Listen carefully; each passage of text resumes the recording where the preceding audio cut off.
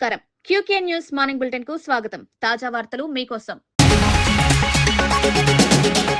పాలన చేతగాక బీఆర్ఎస్ పై నిందలు వేస్తున్నారన్న కేటీఆర్, కరోనా కష్టకాలంలోనూ ఫీజు రియంబర్స్మెంట్ ఇచ్చామన్న కేసీఆర్ కు పేరొస్తుందని ఐటీ హబ్లను పక్కన పెట్టారని ఆరోపణ. తెలంగాణలో ఐటీ ఉద్యోగులు తగ్గడంపై సమాధానం చెప్పాలని డిమాండ్.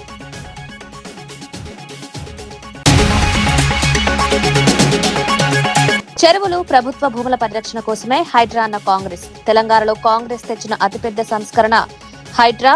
ప్రభుత్వ భూముల కబ్జాదారులపై హైడ్రా చర్యలు, న్యాయస్థానాలను గౌరవిస్తూ ఆక్రమణలపై చర్యలు చేపడతామన్న కాంగ్రెస్.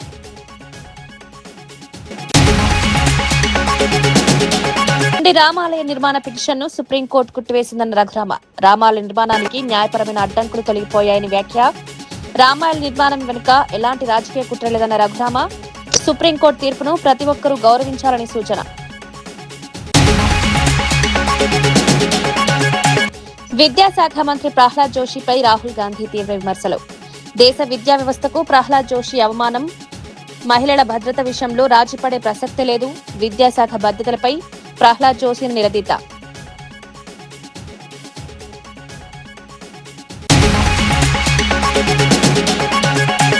సోషల్ మీడియా తప్పుడు ప్రచారంపై Bonda Uma fire. Party line దాటినట్లు జరుగుతున్న ప్రచారంలో నిజం లేదన్న బోండా. అంబటి రాంబాబును కలవడాన్ని వక్రీకరించి ప్రచారం చేస్తున్నారని ఆరోపణ. పార్టీ నాయకత్వానికి పూర్తి వివరణ ఇచ్చారని స్పష్టం. చెరువులు, నాలాలు, కుంటలు, ప్రభుత్వ భూములను ఆక్రమించిన వారిపై హైడ్రా ప్రణాళికాబద్దంగా చర్యలు తీసుకుంటోందని కాంగ్రెస్ నేతలు పేర్కొన్నారు. ప్రభుత్వ భూములను ఆక్రమించిన కొందరు కబ్జాదారులు కోర్టు తప్పుదోవ పట్టిస్తూ కంటెంప్ట్ ఆఫ్ కోర్ట్ కేసులు వేస్తున్నారని ఆరోపించారు. తెలంగాణలో కాంగ్రెస్ ప్రభుత్వం తీసుకొచ్చిన అతిపెద్ద సంస్కరణల్లో హైడ్రా ఒకటని తెలిపారు. చెరువులు, నాలాలు, పార్కులు, ప్రభుత్వ స్థలాలను ఆక్రమణల నుంచి కాపాడమే హైడ్రా ప్రధాన లక్ష్యమని స్పష్టం చేశారు. నగరంలో సహజ నీటి ప్రవాహ మార్గాలను పరిరక్షించడం ద్వారా భవిష్యత్తులో వరద సమస్యలు తగ్గించేందుకు చర్యలు చేపడుతున్నట్లు పేర్కొన్నారు. ప్రభుత్వ ఆస్తులను కాపాడే విషయంలో ఎలాంటి ఒత్తిళ్లకు తలగకుండా హైడ్రా పనిచేస్తోందని తెలిపారు. ఆక్రమణలకు పాల్పడిన వారు న్యాయస్థానాలను ఆశ్రయించినప్పటికీ ప్రభుత్వం చట్టపరంగా తన వాదనను వినిపిస్తుందన్నారు. హైడ్రా చర్యల విషయంలో న్యాయస్థానాలపై ప్రభుత్వాన్ని పూర్తి గౌరవం ఉందన్నారు. దొంగలు అంటారు, కబ్జా కోర్లు అంటారు, బీఆర్ఎస్ వాళ్ళు అంటారు. చెరువులను, నాలాలను, కుంటలను కబ్జా పెట్టుకొని ప్రభుత్వ భూములను, ప్రభుత్వ పార్కులను కబ్జాలు పెట్టుకున్న వాళ్ళు కోర్టులను తప్పుదోవ పట్టించి కంటెంప్ట్ ఆఫ్ కోర్ట్ అంటారు. కంటెంప్ట్ ఆఫ్ కోర్టు ఉంటే అధికారులను మార్చాలనే నిబంధన ఉంటే గతంలో సోమేష్ కుమార్ మీద 400 కంటెంప్ట్ కేసులు ఉన్నాయి. ఆ రోజు ఇవన్నీ ఏది మాట్లాడలే. ఒక అధికారిని ఎక్కడ నియమించాలనేది ప్రభుత్వం యొక్క విచక్షణ అధికారం. ఆ విచక్షణ అధికారాన్ని ఎవరు గుంజుకోలేరు. కాబట్టి ఈరోజు తప్పుడు కేసులను న్యాయస్థానాల మీద సంపూర్ణమైన విశ్వాసం ఉంది. న్యాయస్థానాలలో ఎదుర్కొంటాం. హైడ్రా మంచి పనులు చేస్తుంది. మా ప్రభుత్వం తీసుకొచ్చిన the greatest reform is Hydraa. We are protected lakes and nalas and water bodies. So we don't have any issues with Hydraa. We are going to empower Hydraa. Hydraa is one of the best institution. We got appreciation from all over India. Hydraa జాబే ప్రభుత్వ పార్కులను, చెరువులను, కుంటలను, నాలాలను కాపాడడమే. ఆ పని పర్ఫెక్ట్గా చేస్తుంది. ఎక్కడైతే కబ్జాకోర్లు తప్పుడు డాక్యుమెంట్లతో కోర్టులను తప్పుదోవ పట్టించి అదేవిధంగా బతుకమ్మ కుంట లాంటి వాటిని కూడా బీఆర్ఎస్ వాళ్ళు కబ్జా పెట్టుకొని దాంట్లో కూడా కంటెంప్ట్ ఆఫ్ కోర్ట్ వేసిండ్రు. దాని పేరే బతుకమ్మ కుంట. ఆ బతుకమ్మ కుంటను ఆక్రమించుకుంటే దాన్ని పునరుద్ధరించిండ్రు. దాని మీద కూడా కోర్టు ఈరోజు కంటెంప్ట్ మూవ్ చేసిండ్రు, కేసు నడుస్తుంది. వీటిని ఏ విధంగా చూడాలి? అదేవిధంగా ముఖ్యమైన ఒక కబ్జా కోర్ 100 ఎకరాల ప్రభుత్వ భూమిని కబ్జా పెట్టుకుంటే ఖాళీ చేయించింది. ఏ విధంగా చూడాలి? సో ఇలాంటి వాళ్ళు కూడా ఈరోజు మీకు కంటెంప్ట్ ఆఫ్ కోర్ట్ అని కేసులు వేసిండ్రు. కాబట్టి దయచేసి హైడ్రాని పని చేయనీయకుండా అడ్డుకోవాలనే కబ్జా కోర్లకు మీరెవరు సహకరించండి. మీడియాకు కూడా నేను విజ్ఞప్తి చేస్తున్నా. ఈరోజు ఏ భూమి కూడా ఇతరులకు ఇవ్వలే. ప్రభుత్వం తీసుకున్నది చెరువులను, కుంటలను పునరుద్ధరించింది. అది ఆక్రమించుకున్న వాళ్ళు ధనవంతులైనా పేదవాళ్ళైనా ఈరోజు మీకు కన్వెన్షన్ కూలగొట్టారు పేదోళ్ళది. అది డబ్బులు పెట్టి సోషల్ మీడియాలో తప్పుడు ప్రచారం చేసి ప్రభుత్వాన్ని బదనాం చేయాలనే ప్రయత్నం చేస్తుండ్రు. ప్రభుత్వానికి స్పష్టత ఉన్నది. హైడ్రా కార్యాచరణ పట్ల, హైడ్రా నిర్వహిస్తున్న బాధ్యతల పట్ల ఖచ్చితంగా హైకోర్టు ఇచ్చిన ఆదేశాలు ఇంకా నేను పరిశీలించలేదు. ప్రభుత్వ పరంగా సమీక్ష చేస్తాం. తప్పకుండా కోర్టు ఆదేశాలు. కాంగ్రెస్ ప్రభుత్వంపై బీఆర్ఎస్ వర్కింగ్ ప్రెసిడెంట్ కేటీఆర్ తీవ్ర విమర్శలు చేశారు. రాష్ట్రంలో ప్రజా పరిపాలన చేయడం చేతగాక గత బీఆర్ఎస్ ప్రభుత్వంపై నిందలు వేస్తున్నారని మండిపడ్డారు. కరోనా వంటి క్లిష్ట పరిస్థితుల్లోనూ తమ ప్రభుత్వం విద్యార్థులకు ఫీజు రింబర్స్మెంట్ ను క్రమం తప్పకుండా చెల్లించిందని గుర్తు చేశారు. అప్పులు చేసినప్పటికీ వాటితో రాష్ట్రానికి అవసరమైన ఆస్తులు, మౌలిక వస్తువులు సృష్టించడంతో పాటు ఆదాయాన్ని కూడా పెంచామన్నారు. సంపన్న రాష్ట్రంగా తెలంగాణను కాంగ్రెస్ చేతిలో పెడితే ఇప్పుడు సమర్థంగా పాలించలేకపోతోందని విమర్శించారు. ఉమ్మడి జిల్లాలో ఐటీ రంగాన్ని విస్తరించి స్థానిక యువతకు ఉద్యోగావకాశాలు కల్పించేందుకు తమ ప్రభుత్వం ఐటీ హబ్లు నిర్మించిందన్నారు. అయితే ఆ హబ్లను వినియోగిస్తే కేసీఆర్ కు పేరొస్తుందనే కారణంతో ప్రస్తుత ప్రభుత్వం వాటిని పక్కన పెడుతోందని ఆరోపించారు. రాష్ట్రంలో ఐటీ ఉద్యోగాలు తగ్గుతున్న పరిస్థితిపై ముఖ్యమంత్రి రేవంత్ రెడ్డి సమాధానం చెప్పాలని డిమాండ్ చేశారు. శాతగానోడు అసమర్థుడు చదంటారు కదా, చెల్లని నానానికి గీతలు ఎక్కువ, శాతగానోడికి మాటలు ఎక్కువ. మేము అధికారంలోకి వచ్చినప్పుడు 2014లో ఫీజు రింబర్స్మెంట్ బకాయిలు లేవా? It's continuous process brother. Previous year బకాయిలు నెక్స్ట్ ఇయర్ కడతాం, అరియర్స్ అంటారు వాటి. అది కామన్ ప్రాక్టీస్. అది governance is continuous. Governance is an institution. అది వరుసగా ఇప్పుడు మా కిరణ్ కుమార్ రెడ్డి ప్రభుత్వం తర్వాత మా గవర్నమెంట్ వచ్చింది, కాంగ్రెస్ ప్రభుత్వం తర్వాత. మరి మాకు లేకుండానే 4,000 కోట్ల బకాయిలు కట్టినామా లేదా? 10 ఏళ్లలో 20,000 కోట్ల బకాయిలు కట్టినాం. ఆర్థిక వ్యవస్థ అతలాకుతలమైన కరోనా వల్ల ఎక్కడ పిల్లలకు బకాయిలు పెట్టి ఇబ్బంది పెట్టలేదు. అదే మీరు మాట్లాడితే గత బకాయిలు ఉంటాయి కదా, పాత కొత్త గ్రోల్ ఓవర్ కాకపోతే ఏమైతాయి? మేము అధికారంలోకి వచ్చిన 72,000 కోట్ల అప్పులతో రాష్ట్రాన్ని మాకు అప్పచెప్పినారు. మేము దిగిపోయినాడు 3,52,000 కోట్లు మొత్తం అప్పు. అందులో తీసేస్తే 72,000 తీస్తే మేము చేసింది 2,80,000 కోట్ల అప్పు. న్యాచురల్గా నీకు వస్తుంది కదా, నెక్స్ట్ ఆస్తి వస్తుంది, అప్పు వస్తుంది. మరి మేము అధికారంలోకి వచ్చినాడు మొదటి నెలలో రాష్ట్ర రెవెన్యూ 4,000 కోట్లు. మేము దిగిపోయినాడు 18,500 కోట్లు. ఆస్తి పెంచాము, అప్పు కూడా కొంత పెరిగింది. కానీ దివ్యమైన రాష్ట్రాన్ని చేతిలో పెడితే నడపడం చేతగాక నోటికొచ్చిన మాగుడు ఇవాళ ఐటీ రంగంలో ఉద్యోగాలు పోతున్నాయి. సమాధానం చెప్తాడా రేవంత్ రెడ్డి? ఎందుకు పోతున్నాయి? ఎందుకు? నీ ప్రభుత్వమే చెప్తుంది కదా, నేను చెప్పడం కాదు. గవర్నర్ అడ్రస్లో, బట్టి విక్రమార్క గారి బడ్జెట్ అడ్రస్లో మీరే చెప్పారు 9,39,000 ఉద్యోగాలు ఉన్నాయని. మరి 9,46,000 నుంచి 9,39,000కు ఎందుకు పడ్డాయి? మీరు ఈ ఐటీ హబ్బులు వాడుకోరు, జిల్లాల్లో మేము కట్టిన వాటిని వినియోగించుకోరు. అవి కేసీఆర్ ఆనవాళ్ళు కాబట్టి జీర్ణించుకోలేరు. మేమేం చేయాలి దాన్ని? హైదరాబాద్ లోని ఖాజాగూడ చెరువు ఆక్రమణలపై ఫిర్యాదులు అందిన తర్వాత హైడ్రా చర్యలు చేపట్టిందని కాంగ్రెస్ నేతలు తెలిపారు. 10 మంది ఎమ్మెల్యేలతో కలిసి ఖాజాగూడ చెరువు పరిధిలో జరిగిన ఆక్రమణలపై ఫిర్యాదు చేసినట్లు వెల్లడించారు. ఫిర్యాదులను పరిశీలించిన హైడ్రా అధికారులు చెరువు పరిధిలో ఉన్న అక్రమ నిర్మాణాలను గుర్తించి తొలగింపు చర్యలు చేపట్టారని పేర్కొన్నారు. ఆక్రమణలను తొలగించిన తర్వాత ప్రస్తుతం చెరువు పునరుద్ధరణ అభివృద్ధి పనులు కొనసాగుతున్నాయని తెలిపారు. చెరువులను కాపాడటం, వాటి అసలు విస్తీర్ణాన్ని పరిరక్షించడం, భవిష్యత్తులో మళ్లీ ఆక్రమణలు జరగకుండా చర్యలు తీసుకోవడమే హైడ్రా లక్ష్యమన్నారు. హైదరాబాద్ లోని చెరువులు, నాలాలు, ప్రభుత్వ భూముల పరిరక్షణకు ప్రభుత్వం ప్రాధాన్యమిస్తోందన్నారు. మరోవైపు హైడ్రాపై నమోదవుతున్న కోర్టు ధిక్కరణ కేసుల విషయంలో న్యాయ వ్యవస్థపై తమకు పూర్తి గౌరవం ఉందని స్పష్టం చేశారు. ఒక లేక్ డెవలప్మెంట్ లాగా చేస్తున్నారు. Contempt of cases different. Government పైన ఈరోజు కంటెంప్ట్ ఆఫ్ కేసెస్ గురించి గవర్నమెంట్ పైన మాట్లాడుతుంది. కంటెంప్ట్ ఆఫ్ కోర్ట్ అనేది నిజంగా కోర్టు జడ్జి ఏది చెప్పినా కానీ న్యాయస్థానం పైన నమ్మకం ఉన్నది. దాంట్లో మనకు ఆప్షన్ ఉంది. డిస్ట్రిక్ట్ కోర్టులో ఓడిపోతే హైకోర్టుకి పోవచ్చు, సింగిల్ బెంచ్కి. సింగిల్ బెంచ్లో ఓడిపోతే డబుల్ బెంచ్కి పోవచ్చు. డబుల్ బెంచ్లో ఓడిపోతే మనకు సుప్రీం కోర్టు కూడా ఉన్నది. సో అల్టిమేట్ సుప్రీం కోర్టు వరకు ఉన్నది ఆప్షన్. కాబట్టి న్యాయస్థానం ఏదైతే మనది ఉన్నదో దాని పక్కన. కేంద్ర విద్యాశాఖ మంత్రి ప్రహ్లాద్ జోషిపై కాంగ్రెస్ నేత రాహుల్ గాంధీ తీవ్ర వ్యాఖ్యలు చేశారు. మహిళలపై లైంగిక నేరాలకు పాల్పడిన వారిని రక్షించే వ్యక్తి విద్యాశాఖ బాధ్యతలు నిర్వహించడం సరికాదంటూ సోషల్ మీడియా వేదికగా విమర్శించారు. ప్రహ్లాద్ జోషిపై తీవ్ర పదజాలంతో స్పందించిన రాహుల్ దేశ విద్యా వ్యవస్థకు, ప్రతి విద్యార్థికి ఆయన అవమానకరమని వ్యాఖ్యానించారు.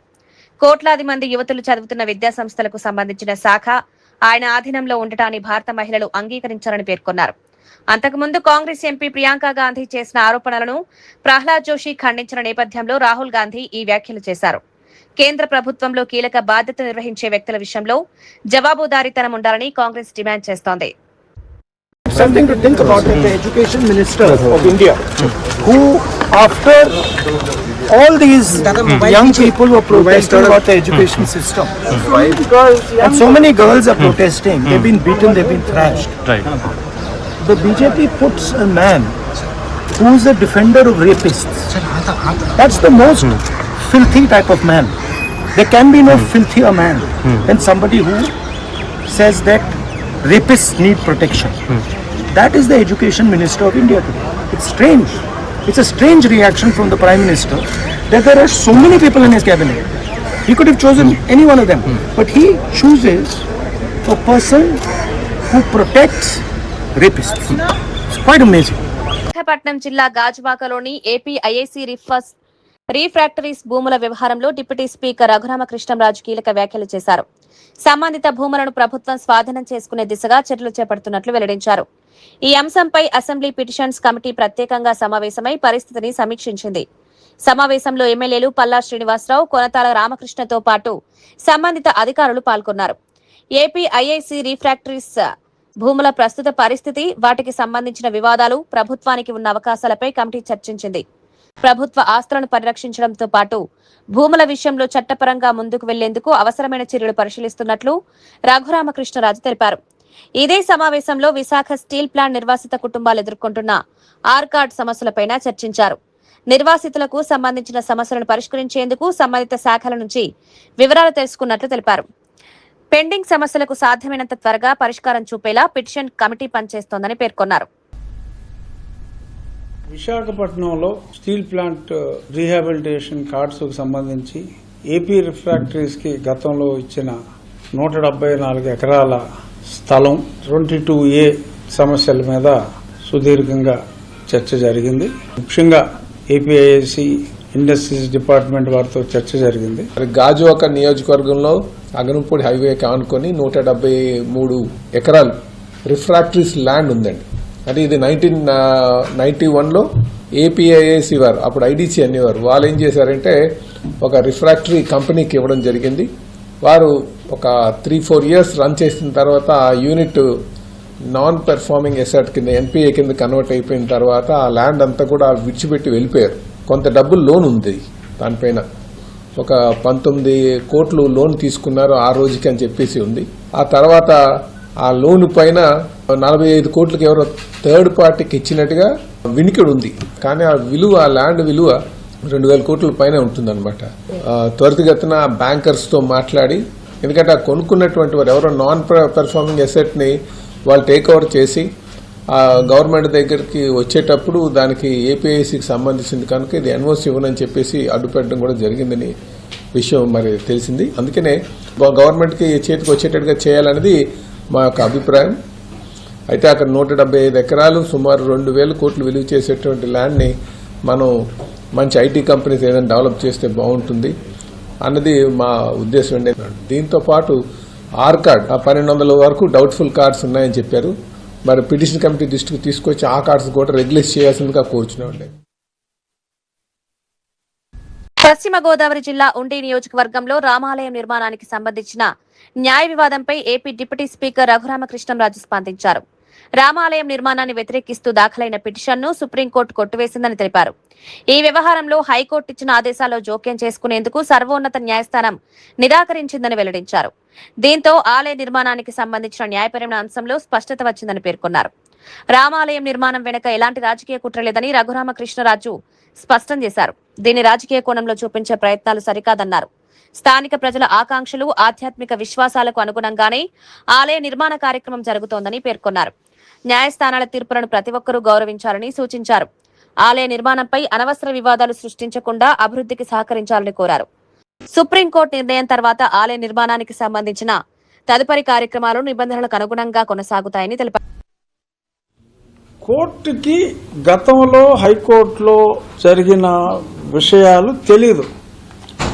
సో ముందుగా హైకోర్టులో ఏదన్నా ఉంటే మీరు హైకోర్టులో వేసుకోవచ్చు కదా అని సుప్రీంకోర్టు అన్నప్పుడు మా న్యాయవాది ఆల్రెడీ కోర్టులో ఇది ఆర్డర్ వచ్చింది, మేము అక్కడ సబ్మిట్ చేసామని చెప్పి ఆయన చదివి వినిపించిన తర్వాత, oh already the matter is disposed by high court, then where is any point, there is no point in interfering అని చెప్పి ఇమ్మీడియట్ గా సుప్రీంకోర్టు ఆ ఇష్యూని వీఆర్ డిస్మిసింగ్ అని చెప్పి చెప్పడం జరిగింది.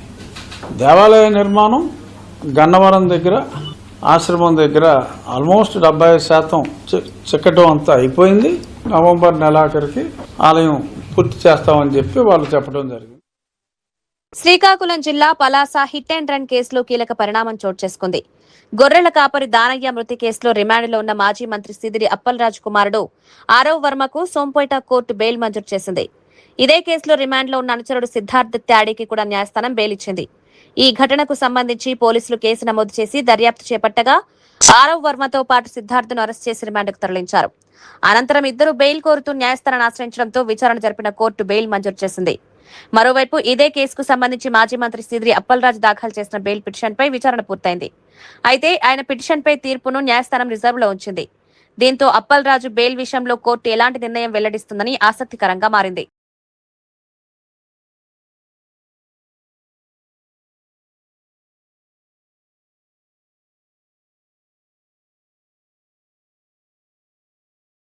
హుస్నాబాద్ రైతు వేదికలో ఏఈఓ ఆధ్వర్యంలో రైతులకు ఆరుతడి పంటలపై ప్రత్యేక అవగాహన కార్యక్రమం నిర్వహించారు. ఈ కార్యక్రమంలో మార్కెట్ కమిటీ చైర్మన్ కంది తిరుపతి రెడ్డి, సింగిల్ విండో అధ్యక్షుడు Bolisetti Sivayya, AMC vice chairman Banka Chandu, Congress మండల అధ్యక్షుడు Vennaraju, market director Bongori Srinivas, AEO Vijay, Gurrala సంజీవరెడ్డితో పాటు రైతులు పాల్గొన్నారు.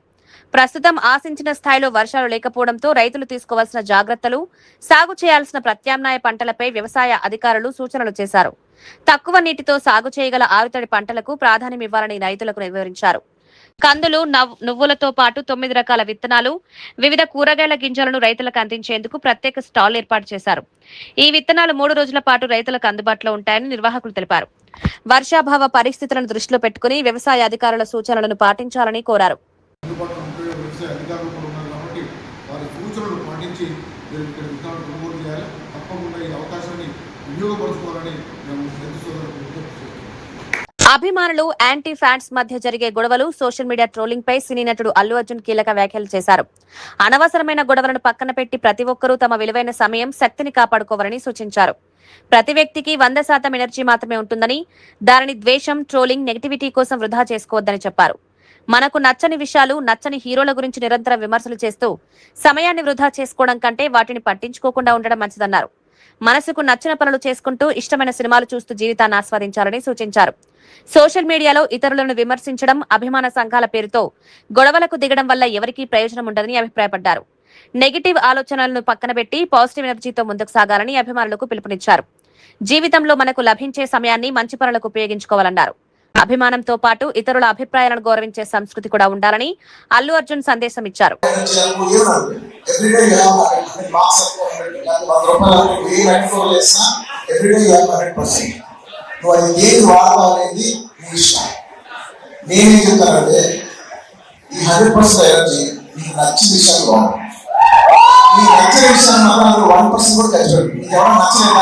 వారిని హేట్ చేసి, వారిని ట్రోల్ చేసి ఈ టైం వేస్ట్ చేసుకోవద్దు. నచ్చిన పని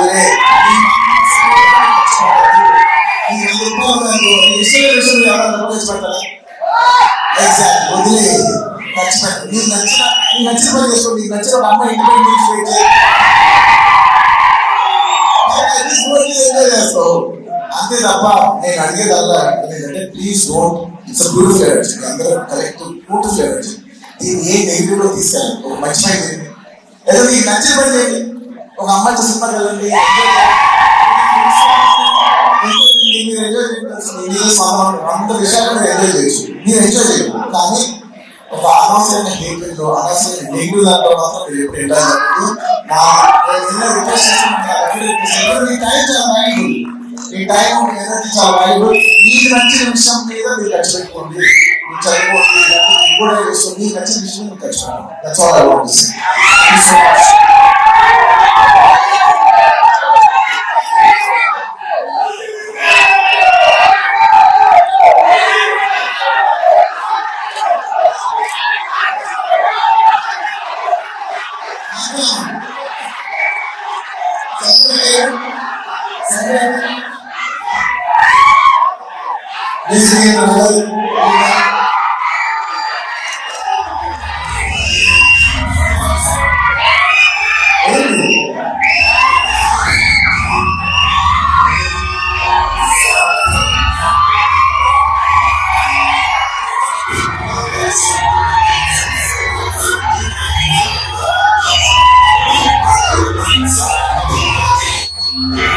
క్యూబా క్యూబాపై అమెరికా విధిస్తున్న ఆర్థిక వాణిజ్య ఆంక్షలను వ్యతిరేకిస్తూ ప్రపంచవ్యాప్తంగా ప్రజలు ఆ దేశానికి అండగా నిలవాలని సిపిఎం రాష్ట్ర కార్యవర్గ సభ్యుడు ఎండి జహంగీర్ పిలుపునిచ్చారు. ఆలేరులోని టీఎన్జీఓఎస్ భవనంలో ఆలేరు అధ్యయన వేదిక ఆధ్వర్యంలో అమెరికా సామ్రాజ్యవాదాన్ని ప్రతిఘటిద్దాం, క్యూబాకు అండగా నిలబడదామనే అంశంపై సెమినార్ నిర్వహించారు. మొరగాడి రమేష్ అధ్యక్షతన జరిగిన కార్యక్రమానికి జహంగీర్ ముఖ్య అతిథిగా హాజరయ్యారు. దశాబ్దాలుగా క్యూబాపై అమెరికా విధిస్తున్న ఆర్థిక వాణిజ్య ఆంక్షలు ఆ దేశ అభివృద్ధికి ఆటంకంగా మారాయని విమర్శించారు.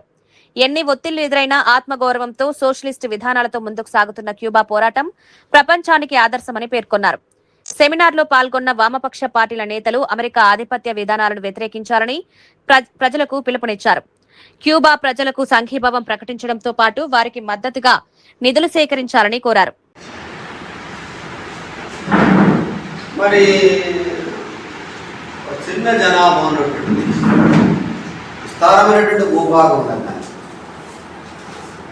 ఎందుకు మొత్తం ప్రపంచాన్ని శాసిస్తున్నది, ప్రపంచాన్ని అన్ని దేశాలను తన కంట్రోల్లో పెట్టుకోవాలని చెప్పి చూస్తున్నది ఏంటి? దాని దగ్గర ఉన్నటువంటి శక్తి ఏమిటి?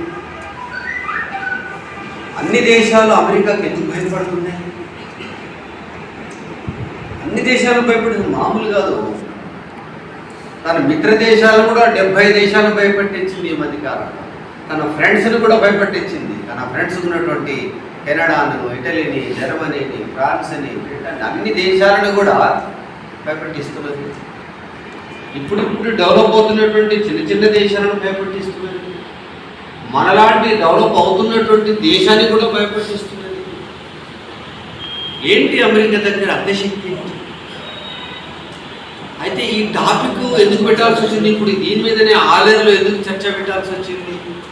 కారణం ఏంటంటే ఇప్పుడు లేటెస్ట్గా జరుగుతున్న విషయాలు ఉన్నాయి. క్యూబా అనేటువంటి ఒక చిన్న దేశం మీద ఎందుకు అంత పాలన చేతగాక బీఆర్ఎస్ పై నిందలు వేస్తున్నారన్న కేటీఆర్, కరోనా కష్టకాలంలోనూ ఫీజు రియంబర్స్మెంట్ ఇచ్చామన్న కేటీఆర్, కేసీఆర్ కు పేరొస్తుందని ఐటీ హబ్లను పక్కన పెట్టారని ఆరోపణ.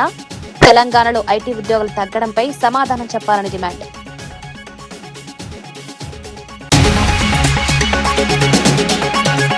చెరువులు ప్రభుత్వ భూముల పరిరక్షణ కోసమే హైడ్రా అన్న కాంగ్రెస్. తెలంగాణలో కాంగ్రెస్ తెచ్చిన అతిపెద్ద సంస్కరణ హైడ్రా. ప్రభుత్వ భూముల కబ్జాదారులపై హైడ్రా చర్యలు, న్యాయస్థానాలను గౌరవిస్తూ ఆక్రమణలపై చర్యలు చేపడతామన్న కాంగ్రెస్.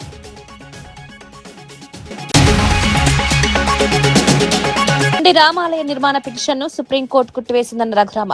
రామాలయ నిర్మాణానికి న్యాయపరమైన అడ్డంకులు తొలగిపోయాయని వ్యాఖ్య. రామాలయ నిర్మాణం వెనుక ఎలాంటి రాజకీయ కుట్ర లేదన్న రఘురామ. సుప్రీంకోర్టు తీర్పును ప్రతి ఒక్కరూ గౌరవించాలని సూచన. విద్యాశాఖ మంత్రి ప్రహ్లాద్ జోషిపై రాహుల్ గాంధీ తీవ్ర విమర్శలు. దేశ విద్యా వ్యవస్థకు ప్రహ్లాద్ జోషి అవమానం. మహిళల భద్రత విషయంలో రాజీపడే ప్రసక్తే లేదు. విద్యాశాఖ బాధ్యతలపై ప్రహ్లాద్ జోషిని నిలదీత.